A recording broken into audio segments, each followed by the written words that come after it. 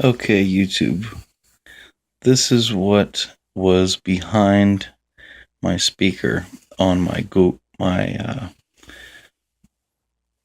Verizon LG G2 smartphone.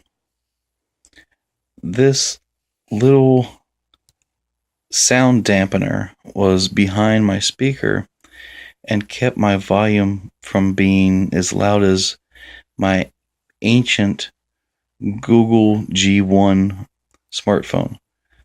And I think they put this sound dampener in place to maybe keep the noise level down in a group of people. Because now, with this removed, and I don't care even if it voids the warranty, I was almost ready to return this phone because it wasn't loud enough to even watch a movie with people around you that don't care if they're talking loud. So, now that I seen there was something in the way of the speaker, I decided, well, let's remove this and see what happens. And I did a test before and after, and it's a good 40 to 50% increase in volume.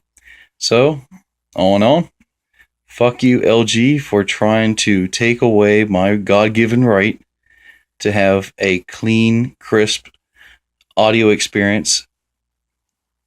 Again, fuck you, LG.